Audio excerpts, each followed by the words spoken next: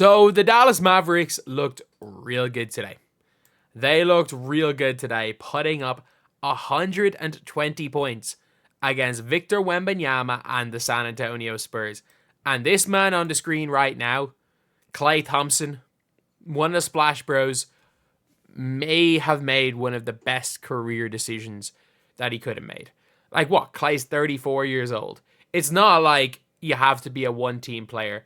And let's be real, the Warriors are going nowhere. The Warriors are going nowhere. Is Steph Curry still the best point guard in the world? Probably, if you don't think Luka's a point guard. Is he still one of the best players in the world? Yes. Like, Steph is fantastic. Absolutely fantastic. Is Draymond a detriment to the team in a lot of situations? Sure. And did they go and have a good game against the Portland Trail Blazers? Sure, it's the Portland Trail Blazers. Their top scorer was Scoot Henderson. But, yeah, like, obviously everyone hooped for Golden State, and they're talking about, oh, everyone's kind of getting their touches. The reality is Golden State are highly unlikely going to win anything unless Buddy Hield turns into better Klay. But the Dallas Mavericks, they're looking like a huge, like, they're looking genuinely like a team that I did not have them making it into the Western Conference Finals, and I might be dumb. I might be really, really dumb. Like, Klay Thompson coming out there on TNT saying Mavs blue looks good on me. Like, they literally have to leave Klay this wide open at times because of Luka Doncic. Because of Luka's gravity. And Luka's passing to Klay is also absolutely exceptional. Like, Klay is just the perfect player.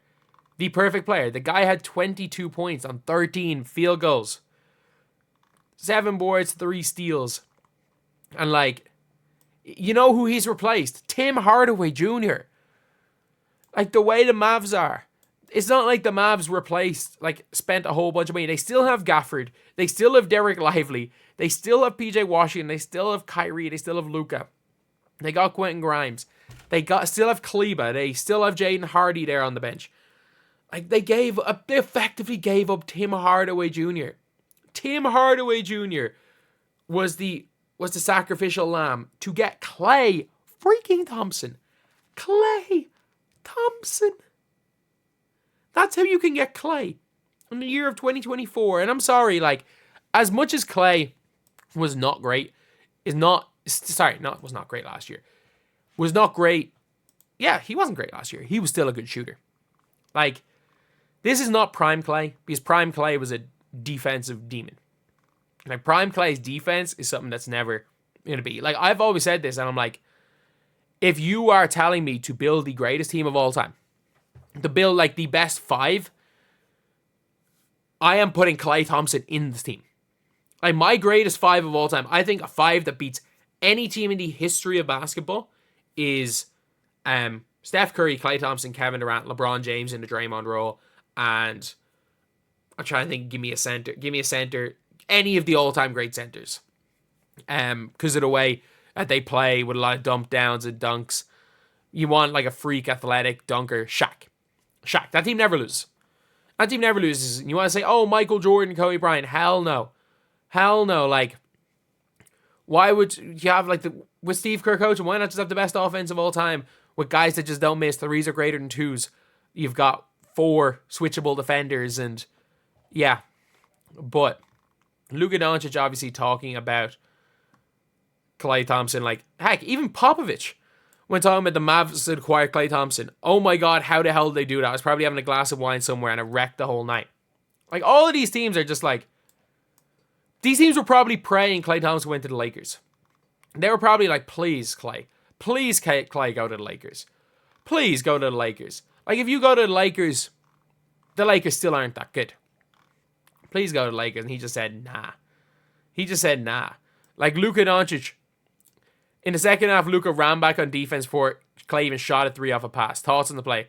I'm thinking it's going in simple. He has so much time. He had to take one dribble, he told me. Playing with him makes my life easier. And that's the reality of this, is that, like, while you don't have the a lot of people thought Klay was going to struggle without the, like, fluid motion offense of of Dallas, or sorry, not of Dallas, of Golden State. But like, he's gonna get more open shots by just being the spot up shooter. We've seen with LeBron James as with what he does to spot up shooters. Most of the time, and I mean this, most of the time the spot up shooters that play with LeBron James forget how to shoot. And we have to take that into account as well. But like, most of the time they forget how to shoot. But Klay's not going to forget how to shoot. He's a 4-time champion. And he'll make sure you know he's a 4-time champion. Man is a 4-time champion. And the Klay Thompson to Dallas. Like, if anyone is going to beat Boston, there's only 2 teams I give a chance of beating Boston. I give Dallas a puncher's chance because Boston, I don't think are going to be quite as good as last year. And also, Dallas got better. And even in the series last year, there were a couple of games I thought maybe Dallas could have put up a better fight. And Luka was on one leg in the playoffs. I don't think Denver really have a chance. I don't think, especially without Bruce Brown and KCP now, I think OKC might have a chance. I don't think the likes of Minnesota have a chance. I don't think anyone in the East has a chance. So the addition of Klay Thompson puts the Mavs well into contenders again. Like, I mean this. The Dallas Mavericks lose to the Nuggets in 5 last year. The Timberwolves were put together to beat Denver. That whole roster was put together for one reason only, to beat Denver. They were not put together to win a title. They were not put together to beat Dallas.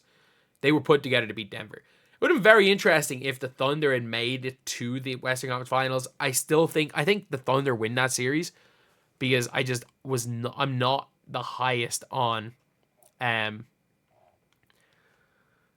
just on that Timberwolves team. I thought they just were, again, built to beat a Denver Nuggets team.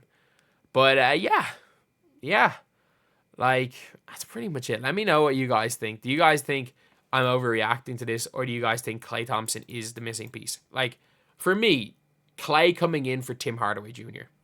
is realistically, that's what's happened. That is what's happened. Like, they went out with their lineup last year. Like, PJ Washington was there. I think they started Derrick Jones. Maybe he's coming for Derrick Jones. Their defense might suffer a little bit. But, like, you still have Najee Marshall. You still have Maxi Kleber on the bench. And they got Dinwiddie back. Like, I know Dinwiddie didn't play much, but Dinwiddie's fine. He is a fine player to have in a roster, I guess. So, yeah. The Dallas Mavericks, they're back.